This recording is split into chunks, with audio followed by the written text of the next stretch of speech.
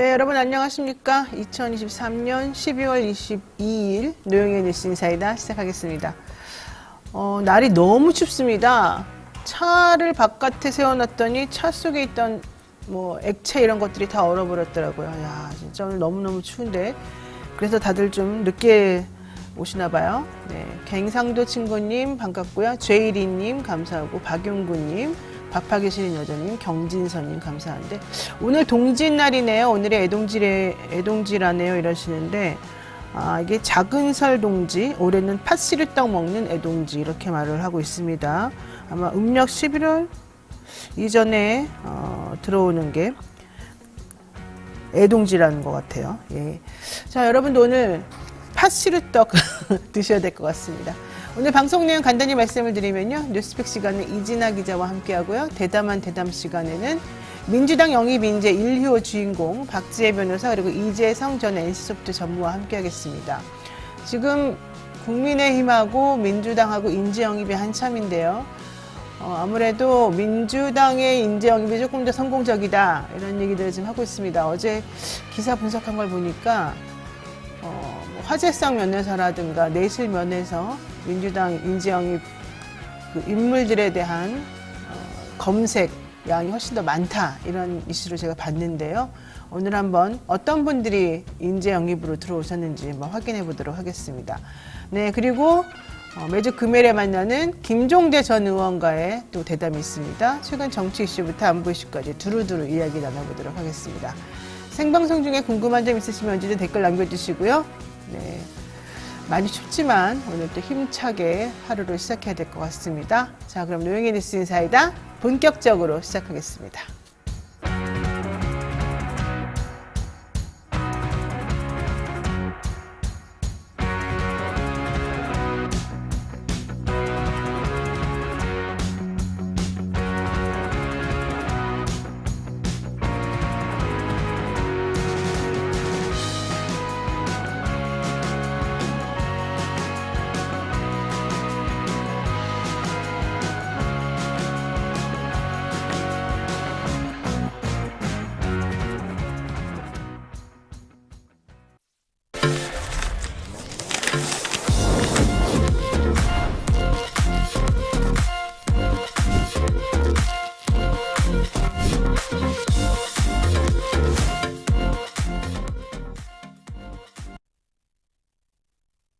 네, 바쁜 아침 이것만은 꼭 알아야 된다. 여러분들께 엄선해서 뉴스를 들려드리는 그런 시간입니다. 듣기만 해도 이해가 쏙쏙 되는 뉴스백 시간이죠. 오늘은 이진한 뉴스마터 기자와 함께하겠습니다. 어서 오십시오. 네, 안녕하세요. 네, 정말 추운데 괜찮습니까? 네, 오늘 많이 추워가지고요. 네. 네, 옷을 좀 꽁꽁 껴입었습니다. 네, 평상시에도 좀 껴입는 편인 것 같은데. 네, 추위를 많이 타서. 네, 저도 감기 걸려가지고 정말 힘듭니다. 여러분들 많이 이 감기나 이런 것에 좀 대비를 하셔야 될 것 같습니다. 야생아님께서 추위 뚫고 오셔서 감사합니다 그러셨는데, 네, 여러분들이 더 고마운 존재들이죠. 자, 우선 이슈부터 보겠습니다. 한동훈 전 장관 어제 국민의힘 비상대책위원장으로 공식 지명이 됐습니다. 법무부 장관 자리에서 곧바로 여당의 당대표가 사실인데 된 겁니다. 네. 혼자 궁금해하라 의원에게 막 이런 얘기까지 하던 분이었는데 일사천리로 딱 진행이 돼버렸습니다. 네, 어떻게 된 걸까요? 네, 어제 한동훈 법무부 장관의 사표 수리까지 굉장히 빠르게 진행됐는데요. 일단 어제 오전에 윤재호 국민의힘 원내대표 겸 당대표 권한대행이 한 장관을 만나 위원장직을 제안했고 이 자리에서 한 장관이 바로 수락했다고 합니다. 이후 오후에 국회에서 긴급 간담회를 열어서 그동안 의견을 종합해 오늘 국민의힘 비대위원장으로 한동훈 장관을 추천하기로 했다라면서 한 장관이 공감하고 이를 수락했다라고 말을 했습니다. 이후 한 장관은 윤석열 대통령에게 사표를 냈고 윤 대통령은 2시간 만에 사표를 수리했습니다. 이때 김수경 대통령실 대변인은 브리핑을 열고 윤 대통령이 한 장관의 사의를 받아들여 면직안을 제거했다고 이야기를 했습니다. 그러면서 이제 후임자 지명이 없는 것에 대해서는 공백이 생기지 않게끔 절차를 잘 지켜가서 빈틈없이 할 것이라고 말을 했는데요. 지난 13일에 김기현 대표가 사퇴한 후에 8일 만에 빠르게 비대위원장 체제로 돌입하게 됐습니다. 야, 근데 이게 있을 수가 있는 일인가요? 이렇게 법무부 장관에서 오전엔 법무부 장관이었다가 오후에는 갑자기 여당의 당대표가 돼버리고, 네. 야, 이건 사실은 이제 공무원 중립 의무도 많이 위반되는 상황이고, 여러 가지 측면에서 특이한 상황이긴 한데요. 과정이 순탄치 않았다, 내지는 네. 뭐, 매끄럽지 않았다, 이견이 있었다, 이런 얘기도 있더라고요. 네, 일단 과정이 순탄치 않았다는 이야기를 먼저 말씀드리면요. 일단 한 장관이 이제 비대위원장으로 추대하기 위해서 국민의힘의 의원총회와 연석회의 등 여러 차례 회의를 거쳤다고 하는데요. 최고위원들이 나서서 전화까지 돌리면서 이제 설득을 했지만 마지막까지도 한 40% 정도의 의원들은 반대를 했다고 전해지고 있습니다. 이 반대는 한동훈이란 사람 자체가 아니라 하필 지금이냐 이런 내용과 용산 직할체제라는 것에 대한 우려였습니다. 이런 우려를 불식시키려고 하는 것인지 어제 저녁 채널A에서는 단독으로 윤 대통령 한동훈 있는 그대로 말해줄 사람이라는 이제 내용의 단독 보도가 나왔습니다. 이 내용을 좀 살펴보면요. 최근 윤 대통령이 참모들과 자리에서 검사 시절부터 한동훈의 상사로부터 지시해본 적 없고 늘 의견을 구해왔다. 라면서 있는 그대로 나에게 말해줄 수 있는 사람이라고 이야기를 했다고 전했습니다. 결국 수직적인 당정 관계가 될 것이라는 당 안팎의 주장을 좀 반박하는 내용으로 풀이됩니다.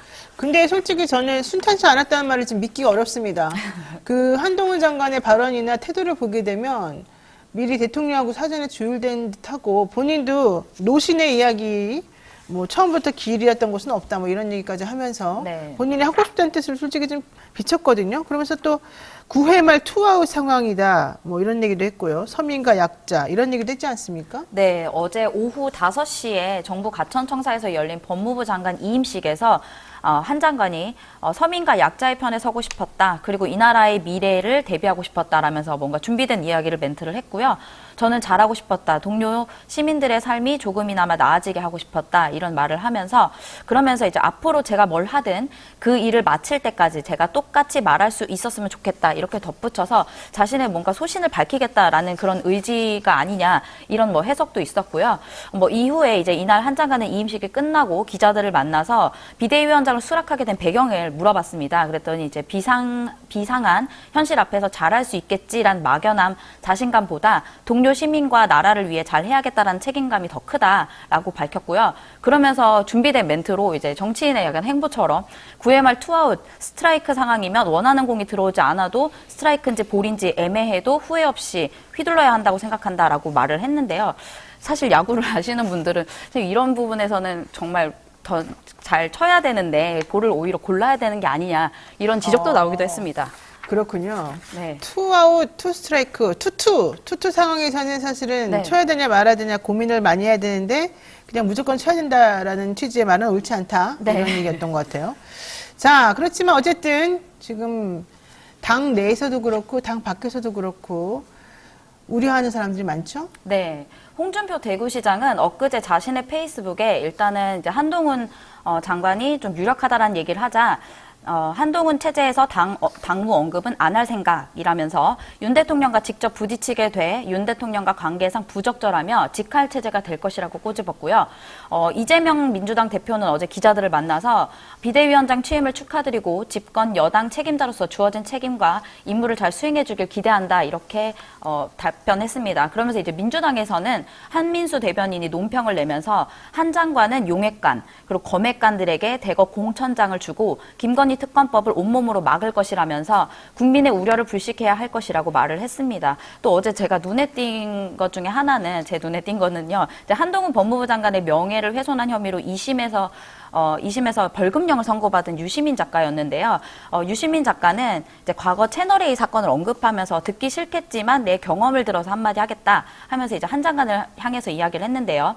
자기 자신이 한 행위에 대해서 공개를 못하지 않나 휴대전화도 안 열고 그 상태로 더 고위직 공직자가 됐고 이제 정치인으로 여당의 사실상 당대표가 됐는데 본인이 벌받지 않는다고 해서 공직자로서 적합한 행위를 한 건 아니라는 점을 스스로 잘 생각해 보길 바란다 이렇게 이야기했습니다.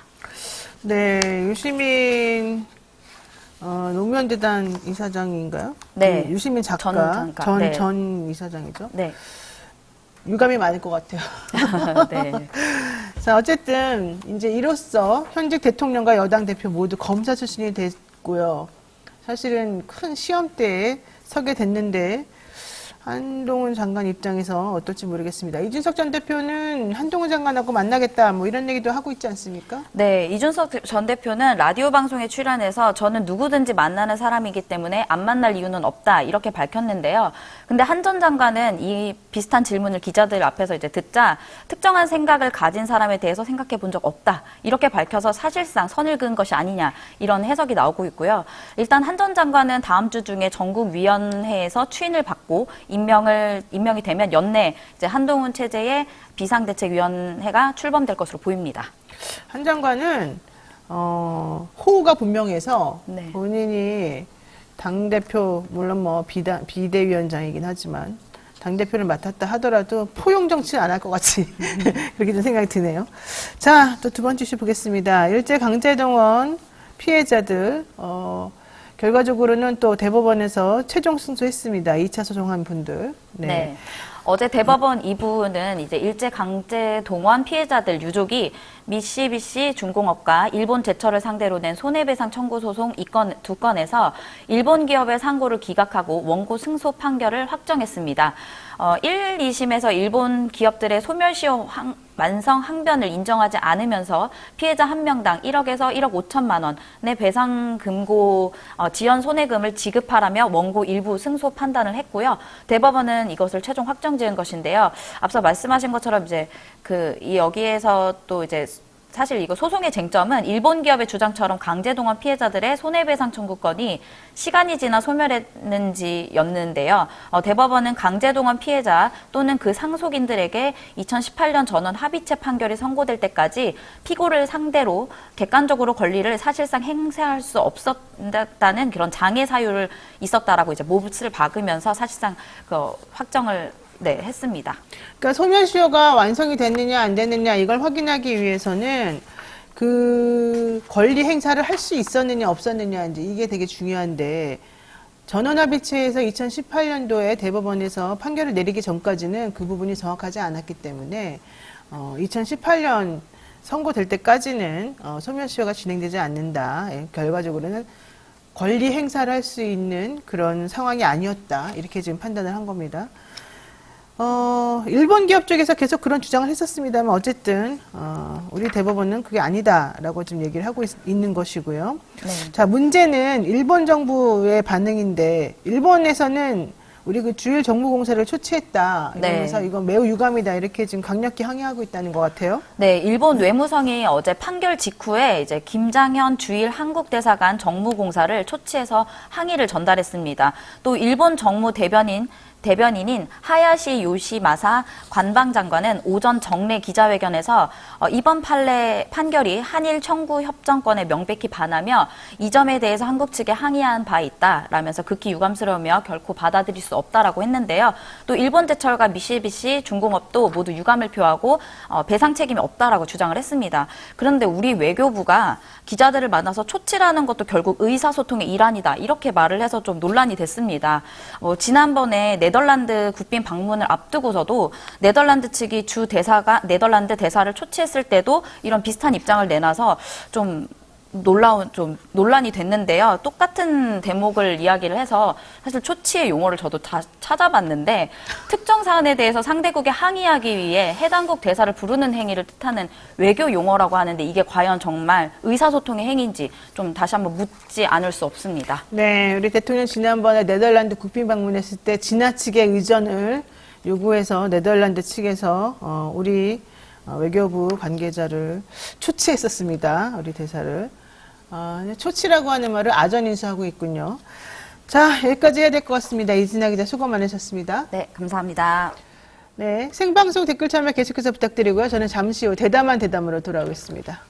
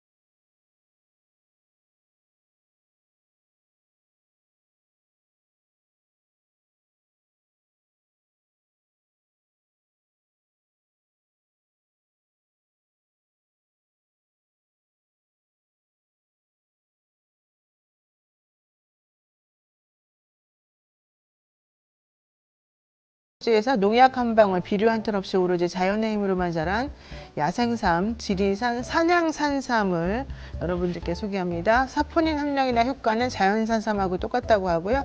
7년근 뿌리, 잎, 열매 한 뿌리를 한 병에 담았습니다. 39만 원에 2박스 드리는데 한 박스를 더 드리기 때문에 이제 사은품이죠. 예, 그렇기 때문에 3박스를 39만 원에 드리는 꼴입니다. 홍삼 값에 산삼을 드린다고 하네요. 네, 사랑하는 부모님, 지친 남편과 아내, 그리고 수험생을 위해서 지리산 천년의 기운을 선물하십시오. 요즘 날이 춥기 때문에 이거 드시면은 좀 기운이 날 것 같습니다. 겨울맞이 이벤트로 혈당 케어, 장 케어를 동시에 할 수 있는 100% 발효 특허 제품 당장 케어 한 박스도 특별 진정한다고 하는데요. 12월 말까지니까 여러분들 많이 구입해 주시기 바랍니다. 전화 문의는 1666-1080, 1666-1080이고요. 네이버에서 산삼 순백 검색하시면 되겠습니다. 자, 이제 또 본격적으로 대답 얘기하겠습니다. 총선 때마다 관심 모으는 게 인재 영입입니다. 여의도 정치에 실망하신 분들을 위해서 새로운 뜻을 가진 신인 정치인들을 모시는 그런 시도이기도 한데요. 정쟁만 일삼던 정치판에 전문성을 더해주는 아주 정말로 사막의 오아시스 같은 그런 상황이죠. 자, 오늘 민주당의 영입인재 1호와 2호 기후환경 전문가라는 박재희 변호사와 4차 산업 전문가 이재성 전 NC소프트 전무 모시고 이번 총선에 임하는 각오 한번 들어보겠습니다. 자, 두 분 어서 오십시오. 네, 안녕하세요. 안녕하세요. 네. 그 박지혜 변호사님 양력을 잠깐 소개해 드릴까요? 경기과학고등학교 나오셨고, 요즘 과학고등학교 나오신 분들이 진짜 많네. 서울대학교 조선해양공학과 학사, 서울대학교 환경대학원 석사, 스웨덴 환경경영정책대학원 석사, 서울대학교 법학전문 석사, 법학 박사. 공부 너무 잘하십니다. 네. 오래 했어요. 그리고 정말 저는 이렇게 공부 잘하는 분들 보면 좀 짜증이 날 때가 있는데. 자, 우리 또 이재성 전무님도 제가 한번 불러드릴까요? 부산 출생이시고, 네, 부산 중앙고등학교 졸업하셨고, 포항공대 물리학과 또 중퇴하셨고, 부산 고신의대 의예과도 중퇴하셨고, 서울대 계산통계학과 졸업하셨고, 그 다음에 전 한솔 PCS 근무하셨고, 넷마블 2사, CJ 인터넷 2사, NC소프트 전무, NC소프트 문화재단 전무, 네, 지금은 세솔테크 대표, 퓨처스쿨리 이사회 의장. 정말 들어만 봐도 그냥 막 어지러울 정도로 이력들이 화려하십니다. 우선, 제가 어떻게 대표님이라고 부를까요? 어떻게 불러야 되나요? 네, 그래요. 네, 어떻게 물리학과 중퇴하시고 의대 중퇴하시고 왜 그러신 거예요? 저는 좀 과학자가 되고 싶어서 공과대학만 딱 있는 그런 대학을 가면 좀 좋은 과학자가 될 수 있지 않을까 생각을 했었는데. 포항공대. 예. 좀 더 학부 시절에는 좀 두루 공부하는 게 좋겠다라는 생각이 있었고요. 근데 이제 옮기는 과정에서 좀 아버님 입장에서는 의대를 가라. 이왕 그렇다 그러면 네네. 그래서 또 의대를 갔었는데 너무 재미가 없었습니다. 그리고 약간 상명하복의 그런 분위기도 크고 그래서 다시 이제 좀 큰 대학에 가서 두루 공부를 해보고 싶어서 그래서 네. 이제 이공계 가고 뭐 경제학원 부전공하고 그런 식으로 대학 보냈습니다. 예. 공부를 그냥 하고 싶으면 하고 막 말고 싶으면 말고 이러는군요. 참 정말 할 말이 없는데 박 변호사님도 마찬가지 아닙니까? 이렇게 왜 환경 쪽에 이렇게 특별히 관심을 가지신 거예요? 원래 고등학교 다닐 때부터 이런 쪽에 관심이 많았어요? 네, 처음에는 이제 환경 문제에 관심이 좀 고등학교 때부터 좀 생겼었는데 이걸 좀 기술로 해결할 수 있지 않을까? 이런 생각을 했었는데 또 공부하다 보니까 결국에는 사람들의 행동을 바꾸는 게 중요한데 그런 쪽으로 관심이 이렇게 옮겨가면서 저도 그래서 여러 분야를 왔다 갔다 한 셈이 되긴 했어요. 네.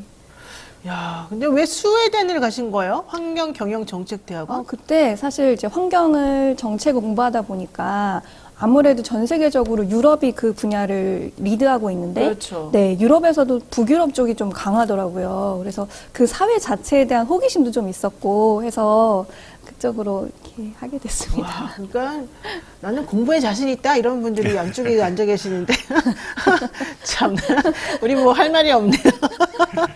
여의혜영님께서 인재 영입 1, 2호 너무 훌륭합니다. 신영가님 전문가만 영입했네요. 이렇게 얘기하셨고요. 아, 질문이 하나 들어왔습니다.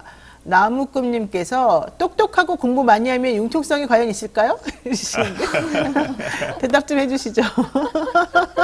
아, 제가 또 여기저기 왔다 갔다 하다 보니까 분야를 저는 공학에서 시작해가지고 결국에는 경영학도 해보고 정책도 하고 법도 하고 그러다 보니까 사실 사람들을 만날 기회가 좀 많았던 것 같아요. 그래서 물론 뭐 저는 하나에 되게 중요하다고 생각하는 가치가 있지만 그걸 설득하기 위해서 많은 분들을 여러 다양한 분들을 만나봤다. 그 과정에서 융통성이라는 건 정말 중요한 덕목이라고 저도 생각해 와서 뭐 앞으로 더 할 수 있지 않을까 생각하고 네. 본인도 얘기해 주세요. 예. 저는 이렇게 창의성이 어느 때보다 중요하다고 생각을 하는데요. 그러니까 경험과 경험을 연결하면 아, 경험한 만큼 보인다. 이런 새로운 어떤 관점도 생기고 그렇게 되면 말씀하신 뭐 융통성이라든지 이런 부분도 자연스럽게 접목될 수 있으리라고 생각합니다. 그렇군요. 예. 제가 지금 프로필을 보니까 이 두 분 다 막 너무 한 길만 했다 외국수를 이렇게 판 게 아니라 다양한 관심을 가지고 이 사회적인 그런 부분들을 연결시켜서 뭔가 해보려는 시도하는 그런 시도들이 많이 보여요. 우리 변호사님도 환경 경영 정책으로 이제 처음에는 이제 순수하게 자연과학적으로 공부를 하시다가 아 이게 사람하고의 관계를 끊어서는 생각할 수 없겠구나라고 깨달으셔서 정책대학원을 사실 가신 거거든요.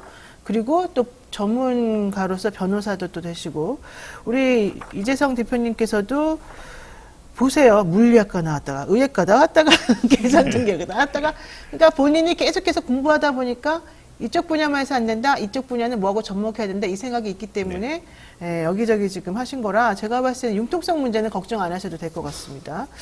저는 제가 원래 심리학 박사 다닐 때 논문을 창의성 쪽으로 쓰다가 말았는데 쓰다가 제가 사법시험 공부했거든요. 네, 그래서 창의성이 되게 중요하다는 그 말에 정말 적극 공감하는 상황인데 어쨌든 두 분 다 매우 유연한 사고를 가지신 분이고 한 분야든 두 분야든 본인들이 원하면 뭐든지 이루는 사람들이라는 거 이게 되게 중요한 것 같습니다. 내가 왕이다님께서 역시 민주당 이 대표 인재 영입, 영재 영입 최고입니다. 응원합니다 이러셨는데 네, 정말 두 분 다 너무너무 훌륭하신 분들이네요. 자, 우선 요즘에 이제 가장 중요한 게 또 기후위기 관련된 부분들이 많기 때문에 박 변호사님한테 여쭤보겠습니다. 인재영입 발표 당시에 변호사님께서 하신 말씀이 윤석열 정부가 망친 기후위기 대응 기반을 정상적으로 돌려놓겠다 이런 말씀 하셨단 말이죠. 윤 대통령이 망쳐놨군요, 결국에는. 네, 많이 우려가 있었는데요. 사실 제가 얼마 전에 뉴스인사이다에서 그 당사국 총회도 보도하신 거 봤거든요.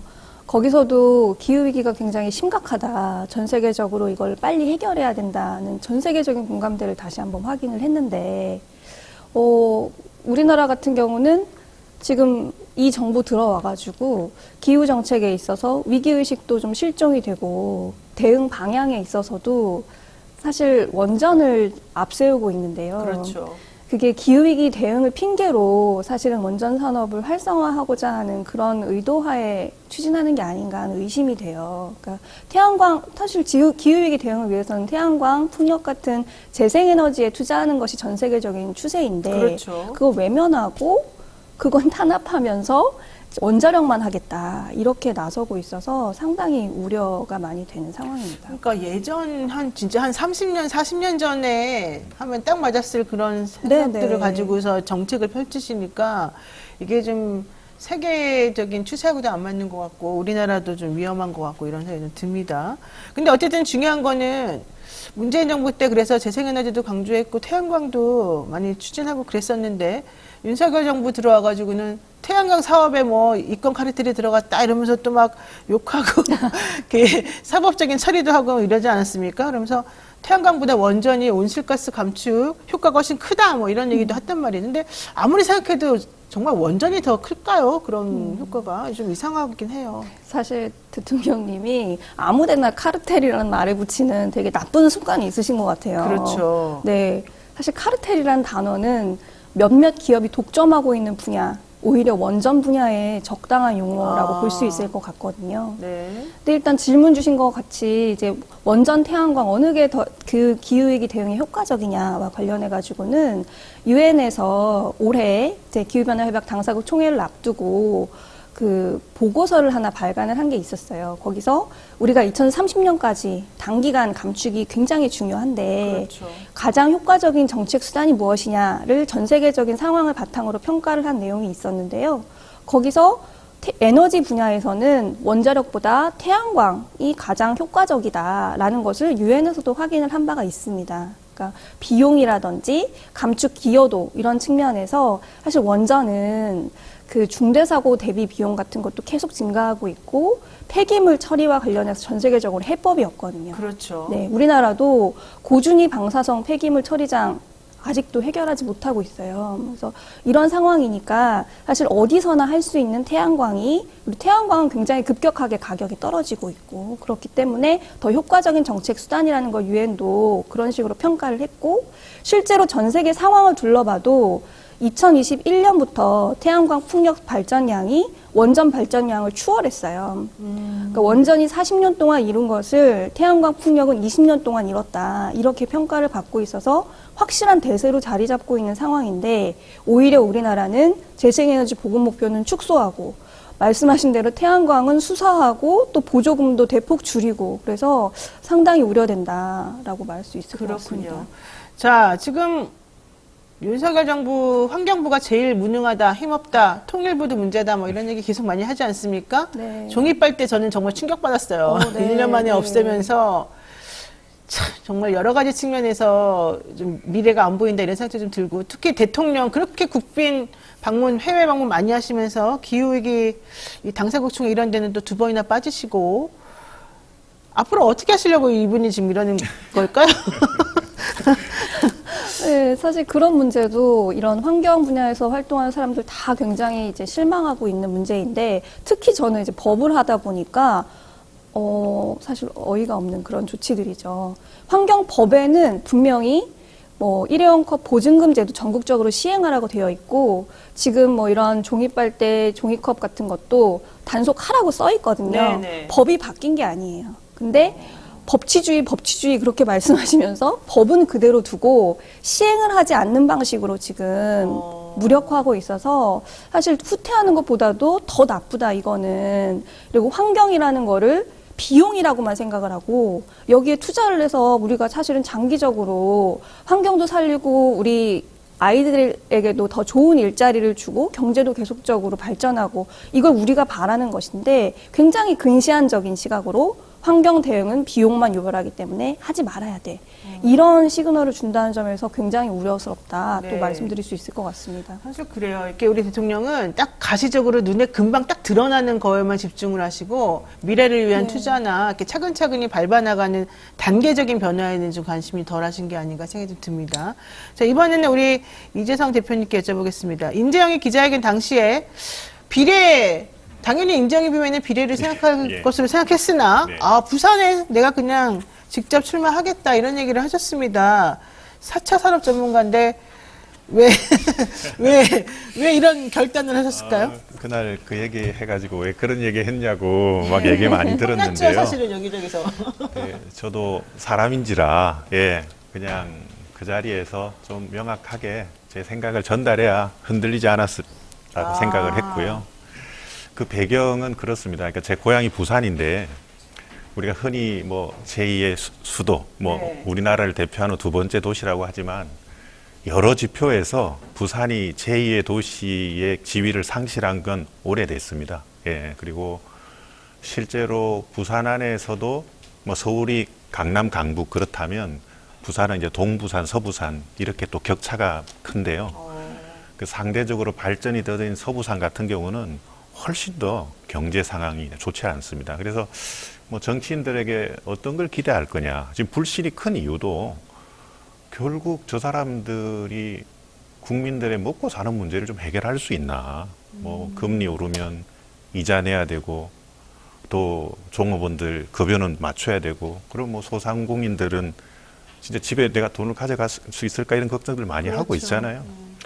그래서 이제 비례가 돼서 좀 뭐 원론적인 이런 접근보다는 하나의 성공 사례를 좀 만들되 그게 전국적으로 좀 확산될 수 있다면 좋겠다. 그래서 수도권이 아니라 부산 안에서도 서부산 지역에서 하나의 성공 사례가 나온다면 전국적으로 확산될 수 있는 그런 계기가 되지 않을까 해서 한번 도전해 보려고 마음먹은 겁니다. 예.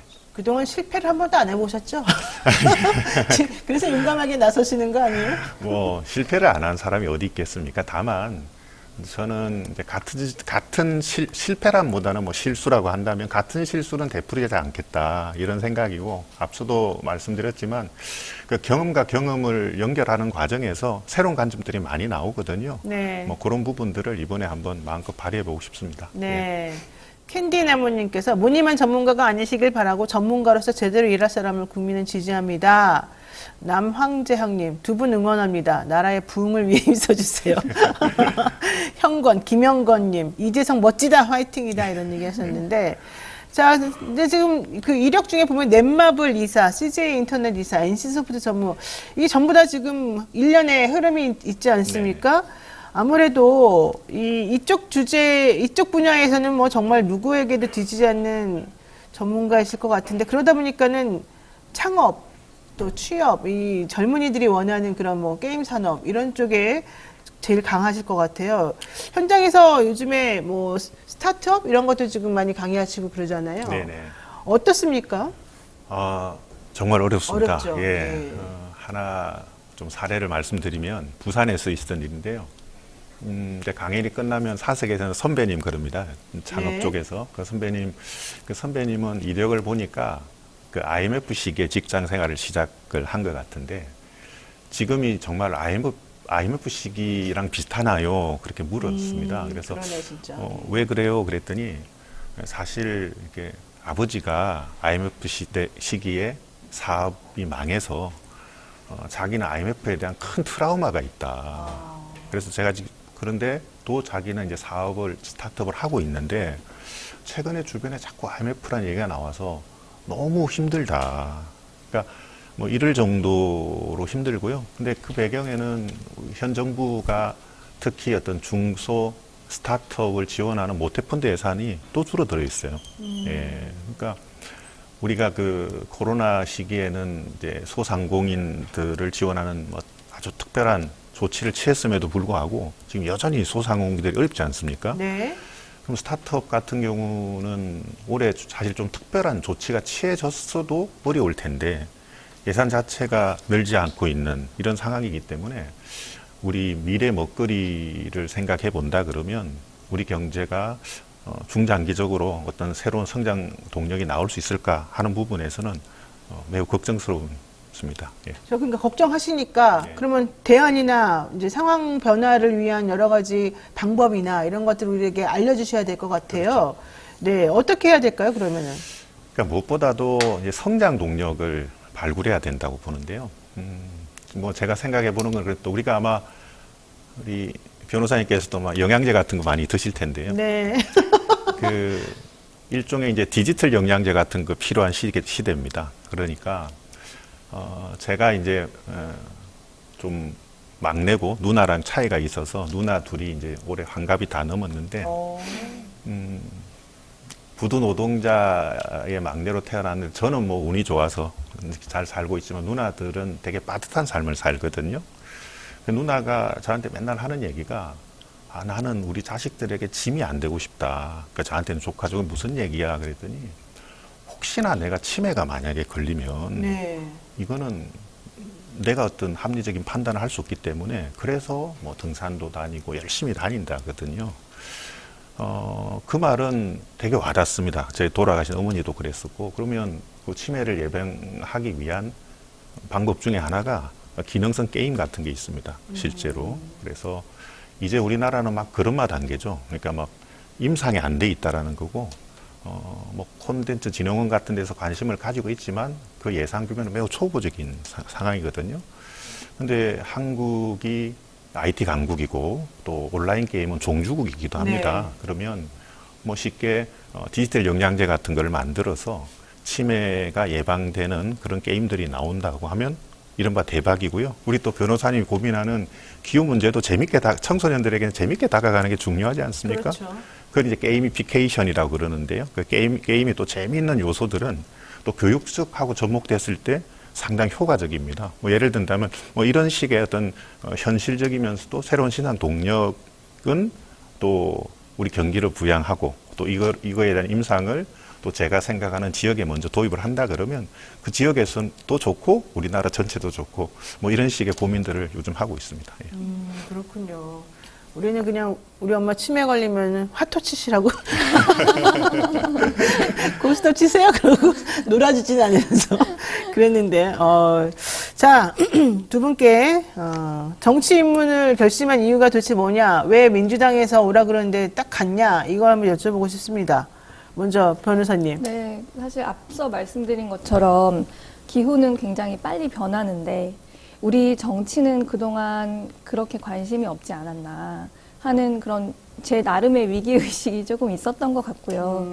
국회에 이제 300명의 국회의원이 있지만 여기에 정말 또 우선순위를 두고 활동하는 사람이 있으면 조금 더 우리 사실 큰 목표를 향해서 우린 대한민국이라는 큰 나라를 바꾸어 가는 데는 오랜 시간이 걸리잖아요. 그래서 지금 항로를 바꾸어야 우리가 2030년, 40년, 50년에 원하는 지점에 달할 수 있다라는 생각이 굉장히 있었고, 그래서 제가 어떻게든 조금 씨앗이 될 수 있지 않을까 하는 생각을 했던 것 같고요.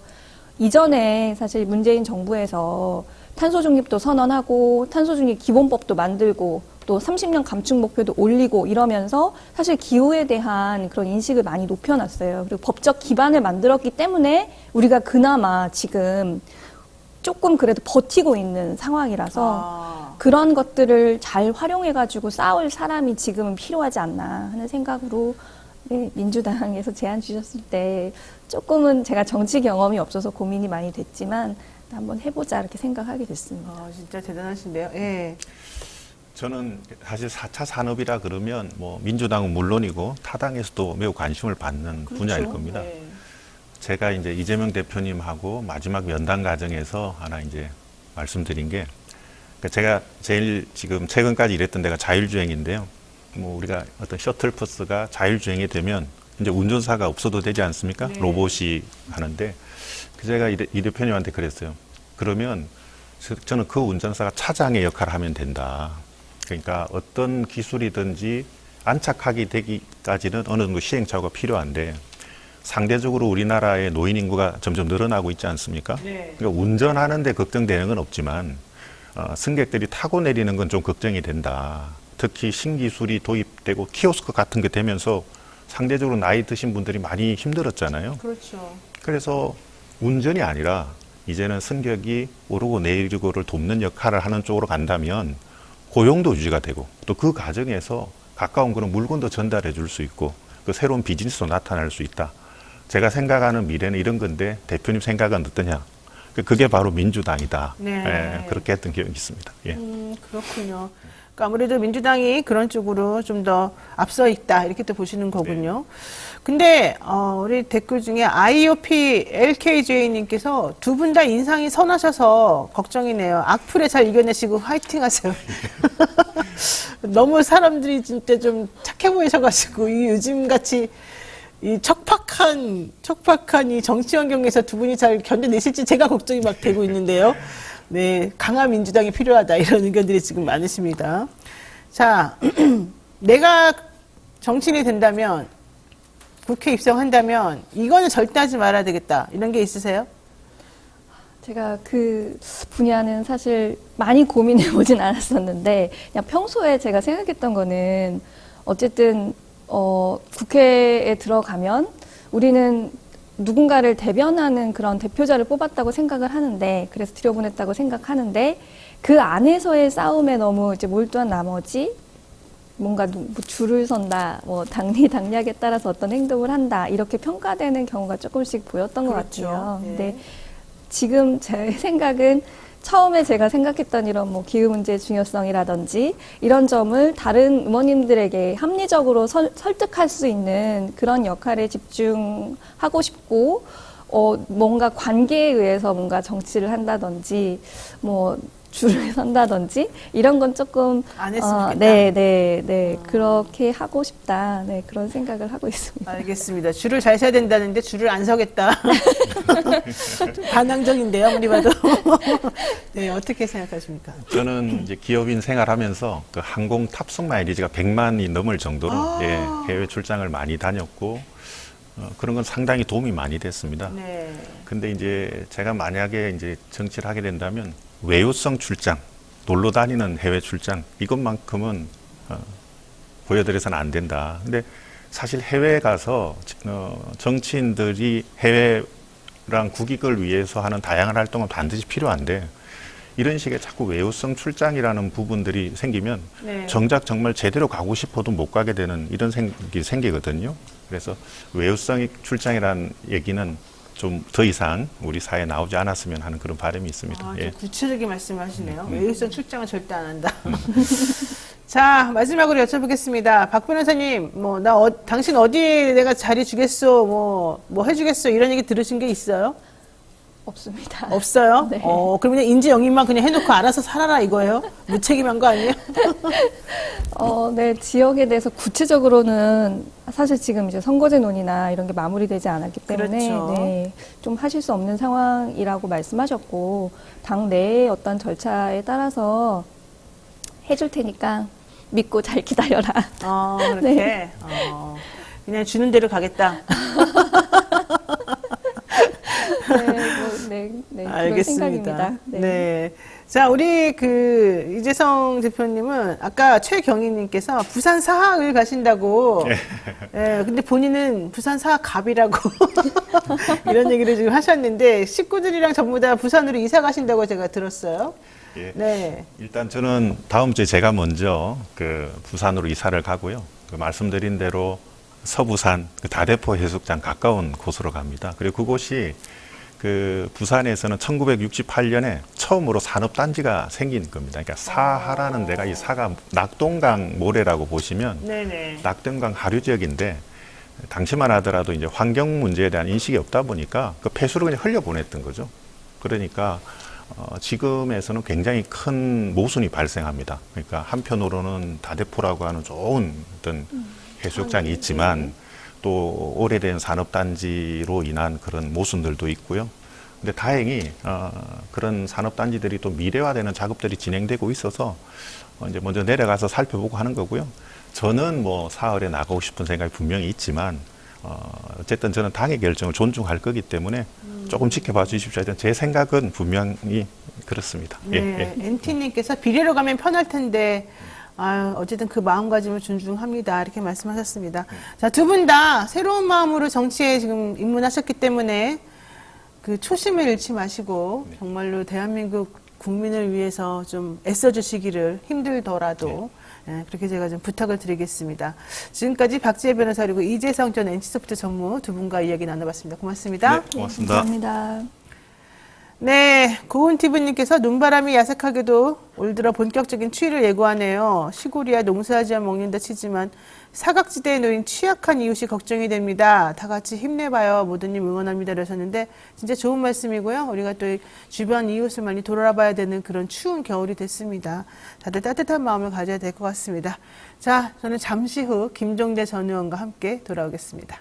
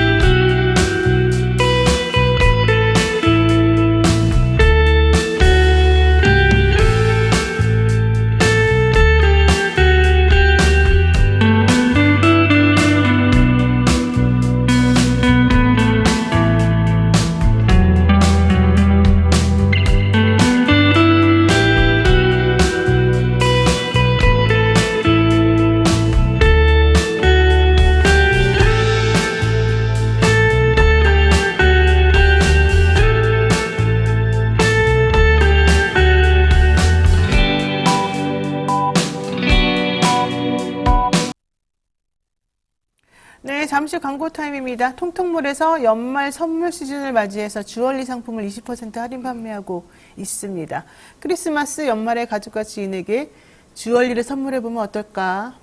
보니까 참 예뻐요. 예, 혹시 마음 되시면 지금 보이는 저런 액세서리들 많이 있으니까 한번 잘 구매를 해보시기 바랍니다. 자, 오늘 최강 디펜스 코너 급박하게 돌아가는 한반도 정치와 안보 상황 매주 금요일 이분과 함께 짚어보는 그런 시간이죠. 금요 시사계의 강철 이빨 김종대 전 의원 모시겠습니다. 어서 오십시오. 예, 진보의 달마대사라니까. 알겠습니다. 예. 진보의 달마대사를 해주세요. 강철이빨은 이렇게 분쇄시키는 역할이라면 달마대사는 안아주는 역할이거든요. 안아주고. 그래서 제 컨셉을 바꿨습니다. 포용하고 예. 그래서 배우는 게 아니라 깨닫는 거다. 깨닫는 거다. 면벽수행 9년 했다. 소림사에서. 이게 바로 달마대사 아닙니까? 면벽 수행. 야, 진짜 이거 우리 많이 들어본 얘기인데. 예. 앞으로 알겠습니다. 면벽을 준비하고 있습니다. 아유, 그러면 안 네. 되죠. 네. 얼마나 힘들겠어요. 배우는 게 아니라 깨닫기 위한 인생을 앞으로 살겠습니다. 배운 건 이제 끝났어요? 다 배웠어요, 이제? 아니 그 뭐 목표, 가치 이런 것 좀 추구하지 마. 세상 순리에 맡기고 살아 그냥. 그런 거는 맡기고. 맡기고 살아. 당신들이 아무리 목표와 가치를 추구해도 그건 허상이다. 네. 순리를 깨달아라 이거지 내 얘기는. 알겠습니다. 자, 순리를 깨달으신 우리 진보의 달마대사님 네, 모시고 또 이 대한민국의 이 암울한 상황을 한번 좀 헤쳐나가도록 해보겠습니다. 그러시죠. 정치권 이슈, 결국 국민의힘 비대위원장의 한동훈 전 법무부 장관이 왔습니다. 뭐 이게 여러 가지 그냥 대통령하고 주거니 받거니 뭔가 조금 아닌 척 했는데 결과론적으로는 김기현 대표 사퇴부터 비대위원장 지명까지 아주 속전속결로 이루어졌단 말이죠. 자, 이거 어떻게 보셨어요? 85년도 상황이 떠오릅니다. 85년도요? 예. 당시 이야. 민정당에서 네. 혁명동지 노태우를 전두환 대통령이 처음에는 88 올림픽 조직위원장을 시켰다가 내무부 장관을 시켰어요. 어허. 그런데 85년에 이제 김대중, 김영삼이 정치 해금이 되고 신민당 돌풍이 붑니다. 네. 야당이 선거 이기는 판이에요. 그렇죠. 그러자 노태우를 민정당 대표로 앉히죠. 그 노태우가 바로 하나의 핵심 멤버고 혁명 쿠데타 동지 아니야? 네, 그렇죠. 그래서 민정당 대표로 앉혀서 이제 본격적인 그 2인자 수업을 시켜서 87년 대선으로 내보내는 것이죠. 결국 노태우는 36%의 지지율로 대통령이 됩니다. 그래요, 맞아요. 예, 역대 최저 대통령이에요. 네. 근데 이때 야당의 바람이 거세고 하니까 이렇게 해서 뭐 6.29 선언까지 뒤에 나오는데 제가 보니까 지금 한동훈 장관의 비대위원장 임명은 민정당식 스타일의 통치다. 그러니까 같은 검찰 특수부에 하나회나 다름없는 네. 수족을 간 거예요. 아시다시피 노태우는 절대 독립적 인물이 될 수가 없어요. 이 사람은 전두환 그늘을 못 벗어나. 네. 결국 전두환의 아바타예요. 지금이 바로 그런 어떤 그 스타일이라고 할 수가 있겠고. 그래서 내년도 총선에서 아무래도 야당세가 상승세이기 때문에 이럴 때 이제 본인의 가장 의중을 어떤 민감하게 받드는 사람이 필요했죠. 네. 그래서 고성능 사드레이다가 국민의힘에 장착됐다. 이 고성능의 극초단파 레이더를 하나 장착했다. 뭐를 잡으려고? 뭘? 윤 대통령 의중을 포착하는 거. 아하. 그냥 고성능 레이더. 네. 이러지. 그런데 대통령의 의중을 제일 정확히 알아내고 캐치하고 빨리빨리 움직일 수 있는 사람이니까. 예. 근데 그래봤자 레이더요. 네. 그래봤자 레이더야. 그래봤자. 예. 고성능이고 수조 원짜리 해봤자 그걸로 전쟁 못 이겨. 그거는 하나의 윤심 레이더 이렇게 네. 이제 정리할 수가 있겠고요. 이분이 어떤 정치를 할지는 정말 미지수입니다. 정말 미지수예요. 그래서 내가 어제 하는 말을 잘 들어봤거든. 네.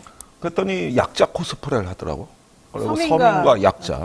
네. 근데 이게 바로 독재자들이 전두환 노태우가 서민 약자를 가장 많이 얘기한 사람이에요.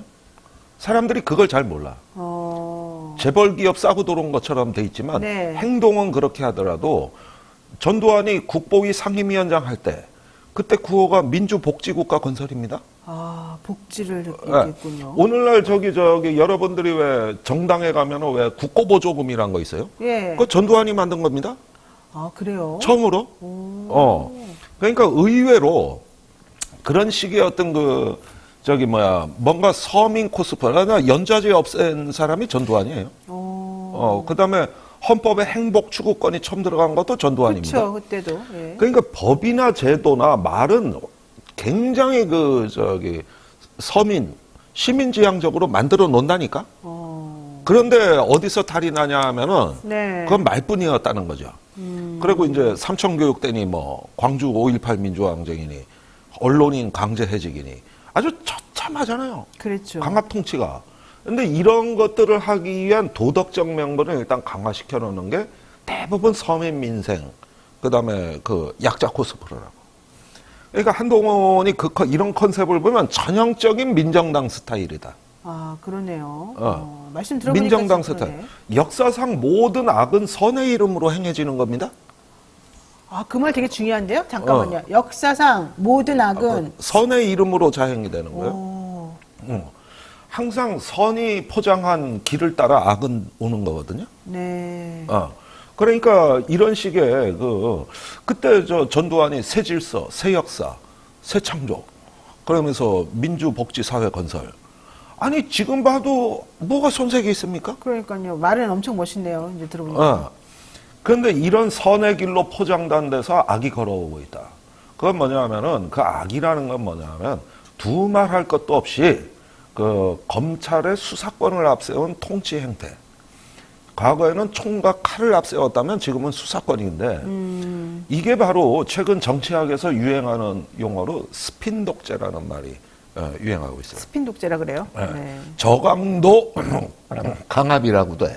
아, 왜 자꾸 가래가 그러? 그러니까 지금 우리 대통령도 맨날 서민을 위해서 혹은 국민을 위해서 한다고 하면서도 결국 세금 깎아주고 이러는 건 다 부자 감세됐잖아요. 예컨대 주식 양도세 같은 경우도 주식 지금은 이제 10억 원 정도 주식을 보유한 사람들이 넘길 때 세금을 물었지만 이제는 50억까지 늘려주기도 하고 네. 모든 정책이 다 이제 부자들을 위한 감세 쪽으로 가는 걸 보면 현실적으로 말하는 것하고 실제 행동은 좀 다르다 이런 얘기들이 나오거든요. 히틀러가 뭐라 그랬어요? 전 국민 완전 고용이었어요? 그 이상 서민적인 공약이 있습니까? 그러네요. 그래서 항상 너무 선해 보일 때는 위험하다. 이게 바로 정치와 역사의 역설이라는 건데 지금 헝가리의 빅토르 오르반, 그다음에 이스라엘의 네타냐후, 그다음에 인도의 모디 총리 이런 사람들을 국제 정치의 스핀 독재라 그래.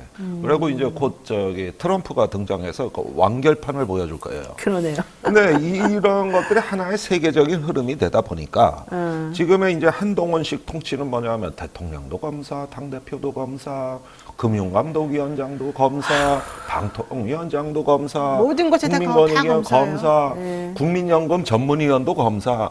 이렇게 해서 가만히 보면은 이 전체적인 건 뭐냐면 정치 권력과 돈과 정보력 요 세 가지의 삼위일체를 검사 공동체, 검사 공동체가 장악한다는 뜻이에요. 이게 바로 저강도 강압. 그래서 not intensive caution이라고 하는 건데, 그게 요즘의 통치술이라 이거지. 그리고 민정당의 부활이라 이거예요. 아이고. 자, 한동훈 장관이 그렇다면은 지금 비대위원장 자리 받은 게 나는 대통령이 말씀하시는 대로 충실하게 레이더 잘 이렇게 켜가지고 잘 하겠다 뭐 이런 뜻이라면 사실 근데 본인 좀 위험 부담도 많이 있고 좀 그러지 않을까요? 왜냐하면 정치도 안 해보신 분인데 그 자리 가면 어떻게 될지 모르잖아요. 그거는 이렇게 보시면 되겠습니다. 이 윤석열이라는 아우라가 너무나 강해서 그 속에서의 그 한동훈 장관의 안정감을 느껴온 말하자면 전두환 밑에 노태우 같은 존재였어요. 그랬는데 이 사람은 절대 독립적 존재가 될 수 없어요. 종속적 존재다. 그러니까 정치도 초년생이고 검사밖에 한 게 없지만 그러나 국정이 자기한테 초점화해주면서 전폭적인 지원이 있을 거라고 기대하는 거예요. 네, 그렇죠. 그런데 대체로 여기서 보면 한동훈이 갖고 있는 독특한 위상은 뭐냐면은 대통령한테는 말할 줄 안다는 겁니다. 그러니까 무슨 얘기냐면 60분을 대화하면 59분을 말하는 게 윤 대통령이에요. 그렇죠. 근데 나머지 1분은 한동훈이 한다는 거지. 1분은 한동훈 거다? 일부는. 왜냐하면 얘 의견이 궁금해. 대통령 입장에서는. 검사 그 특수부 있을 때도 그런 관계였어. 그러니까 그 얘기를 했어요. 사실 대통령이 한동훈 장관, 한동훈 이제 비대위원장에 대해서 검사 시절부터 한동훈의 상사로서 내가 지시해 본 적이 없고 늘 의견을 구해왔다. 있는 그대로를 나에게 말해줄 수 있는 사람이다. 한동훈은. 이런 얘기를 했단 말이죠. 그러니까 그렇게 안 하면은 쿠데타가 성공 못 하기 때문에. 하나회 관계를 보면은 전두환이 의외로 그 자기가 거느리는 사조직 멤버들의 의견을 잘 철저히 들어요. 예. 네. 그러니까 그 제한된 범위 내에서의 소통 능력은 뛰어났던 거거든. 거기서 굳어지는 연줄과 정보 공유 이게 쿠데타 성공 요인이에요. 네. 그러면 수사권만 손에 쥐면 이제 무소불위라고 막 가는 거예요, 이제. 그러네요. 그러니까 이런 점에서 여기가 검찰 특수부가 제법 권력을 창출하는 줄기세포로서의 그 나름대로의 조건은 갖췄다. 그래서 이게 권력을 탄생시키고 창출하는 줄기세포였다는 거고. 네. 그러면 어떤 팀워크가 지금 이제 본격적으로 국정 전반에 영향을 끼치는 네. 이런 상황이 된 거예요. 지금 그러니까 이거는 국민의힘을 완전히 새로운 당으로 만들겠다는 시도예요. 자기 당으로. 그러니까 대통령의 당으로, 한동훈 비대위원장의 당으로, 그렇죠. 검사 당으로 그렇게 만들겠다. 예. 그러면은 국민의힘의 기존에 정치하신 분들 입장에서는 굴러온 돌이 박힌 돌을 뭐 이런 얘기 나올 수밖에 없는 거 아닙니까? 그러니까 홍준표 대구시장 같은 사람들이 이제 맨날 낮술 처먹을 거야. 실제로 낮술을 드신다고. 평소에 하는 말이 원래 낮술 먹은 노인 같잖아. 거기에다 진짜 먹어 이제. 그래요? 못 견뎌 이건.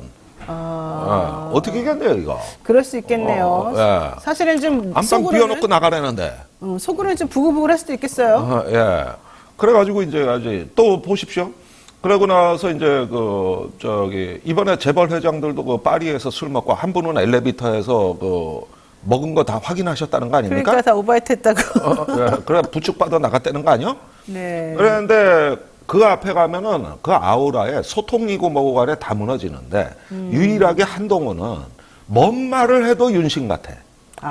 무엇은 말을 해도 윤심 같기 때문에 이제 당내 그 꼰대들이 많잖아요. 네. 국민의힘도. 예, 그런데 멋 모르는 초선들이 강아지 맨키로 쫓아올 거라고. 그러면은 그거 이제 박물 달아서 다니고. 네. 그 다음에 이제 검사들 심으려면은 영남 피바다. 그러면은 가만히 있겠어요? 솔직히? 아니, 가만 안 있으면 어떡할 거야? 좀. 장제원, 권성동 날아가는 거 못 봤어? 권성동 의원은 아직은 안 날라갔지. 다 한 자리씩 챙겨줘. 너무 걱정할 거 없어. 내가 이렇게 얘기하니까 국민의힘 원외나 당협위원장들이 제 말 들으면 쫄을 건데, 걱정 마세요. 어디 인천공항공사 사장 자리도 있고, 도로공사 사장 자리도 있고, 자리 많어. 그러니까 다 한 자리씩 매겨. 야. 원래 그런 거 잘하는 게, 민정당 스타일이에요. 그렇죠. 민정당 요 자리에서는 내 나라 이래놓고 내가 너 잘 챙겨줄게. 네. 이렇게 한다고요. 그러니까 이제 이 연성 독재 체제 하에서 그런 것들을 이제 연 하나 먹든 너도 하나 먹고 나도 하나 먹다가 나중엔 합치면 대선 전에 민자당 합치듯이 네. 이게 민정당식 스타일이다. 그래서 오빵 강남 스타일이 아니고 민정당 스타일로 간다. 네. 자, 근데 이렇게 되면은 이게 결과적으로는 대통령 레임덕이 더 좀 부추겨지기도 하고 여러 가지 측면에서 좀 문제가 많이 발생하지 않겠습니까? 아무리 뭘 좀 챙겨준다 하더라도. 아니, 그분들은 그렇게 생각 안 해요. 그래요? 이제 서서히 권력의 그 완전체를 향해서 가고 있다. 이렇게 보고 있기 때문에 이분들이 가진 불감증 또 어떤 탁한 시야에서는 뭔가 국가 공동체가 있고 시민이 있는 가운데서 이 나라의 민주주의와 시대 정신 이런 거 빼고 네. 그런 것 말고 아예 어떤 그 권력의 탄탄한 중심성. 그러면은 시민들이 70%가 60%가 대통령 못 한다 그러고 야당 지지세가 높고 그러는데 저거 한번 두들겨 패면은 다 산산조각 나. 이러면서 갖고 있는 그건데 이걸 정치학자 한스 모겐서가 이걸 개념으로 만들었다고. 네. 그걸 전략적 자아도취라고 그래요. 전략적 자아도취요. 아, 네, 이렇게 말들이 스트레테직 멋있어. 나르시즘이라 그래. 네. 그런데 이런 사람이 외교에서 가장 위험한 사람이라는 거예요. 오늘날 미국의 위상이 세계에서 이렇게 글로벌 지위가 추락하는 이면에는 미국 정치가 내부에서 골마 터진 데부터 시작됐다는 게 정치학자들 시각이에요. 네. 저 트럼프 때부터 그냥 와르르 무너지잖아요. 그게 미국의 세계적 지위의 추락이었다고 보고 세계적 문제를 해결할 수 있는 정치가 아니다. 이렇게 보는 시각이 다수예요.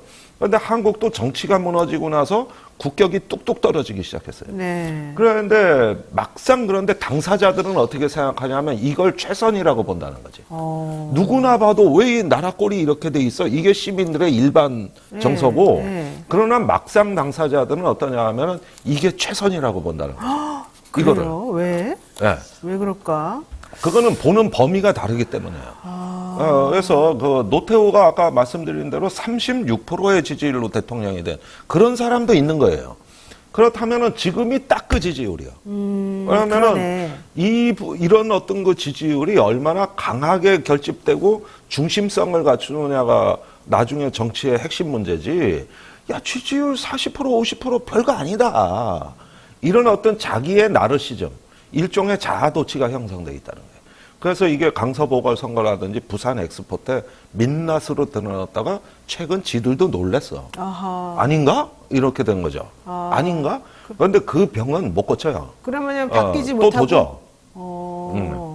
미스님께서 이런 질문도 하시네요. 국민의힘 의원들은 뭐 자존심도 없나요? 정치도 모르는 그분들에게 당 자체를 갖다 바치는 꼴인데. 없어요. 그런 게 어디 있어요? 아니 자존심이 밥 먹여줍니까? 네. 그건 정의당 같은 데서나 하는 일입니다. 저 같은 사람이나. 안 그래도 은희 리스프님께서 듣기만 해도 분통이 터지는데 그걸 보고만 계십니까? 이러는데요. 아니 그래서 제가 최근에 정치에 복귀했잖아요. 네, 보고만 있을 수 없어서. 네. 네, 좋습니다. 자, 한동훈 비대위 첫 시험 때는 결국 김건희 여사 특검법 아니겠습니까? 한 장관이 뭐 악법이라고는 했습니다만 결국 그렇게 되면 또 본인이 했던 특검법하고 또 연결되기 때문에 계속 강하게 못 밀어붙일 것이다. 이런 얘기도 하긴 했는데 결국 김 여사 특검법 이거 독소조항 있다고 발언하면서 밑자락은 깔았습니다만 어떻게 되겠습니까? 그러면? 저는 한동훈 뭐 비대위원장 내정자라고 불러야 되나 이제 뭐라고 불러야 되나 비대위원장이죠, 모르겠는데 뭐. 네. 그 양반이 그 김건희 특검법에 얘기한 그 설명이 가장 법기술자다운 설명이다. 그러니까 법기술자다운 설명이고 미시적으로 짜게 가지고 허점을 해서 핵심을 흐트러 놓는 이런 면에서 나는 기본 실력이 나왔다.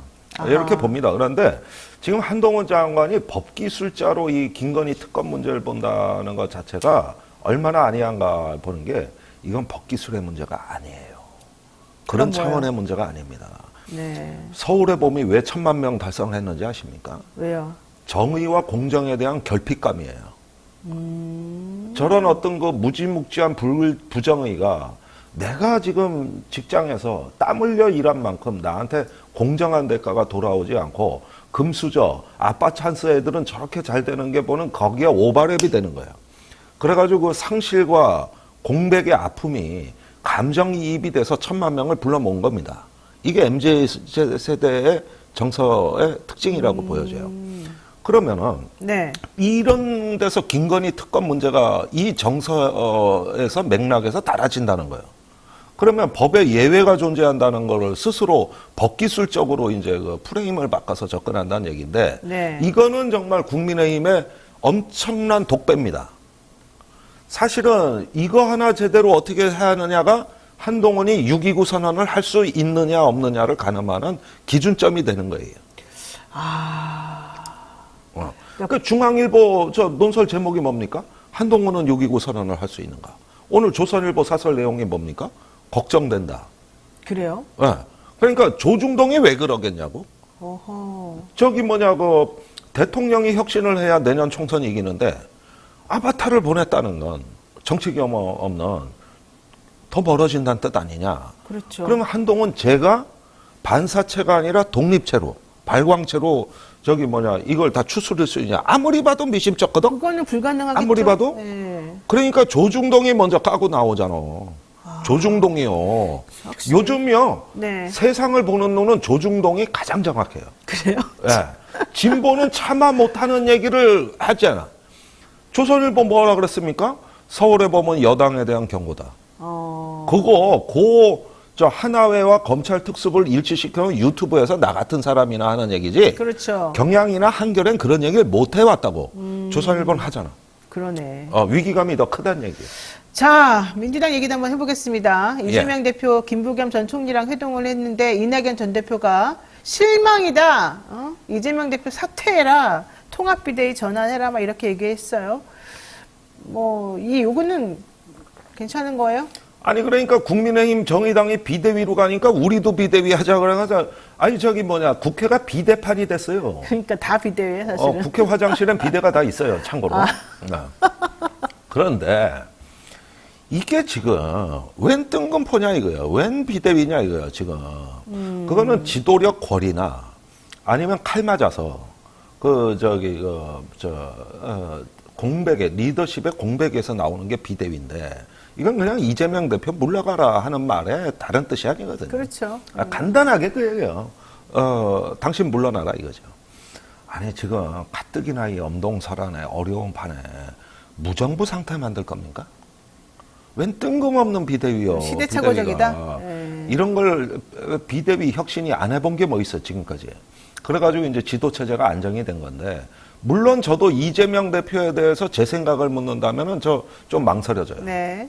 난 그분 밑에서 일해 본 적도 없고 난 민주당 당원도 아닌데 그런데 이제 제1야당이 비대위로 가고 혼란스러워지면은 이 정치판 전체가 걱정스러워져. 그게 문제예요. 그러지 말고 나가서 신당을 차려. 차라리. 딴 살림 차려. 알겠습니다. 흔들어대지. 거기도 유호정 같은 분들이 계시더라고.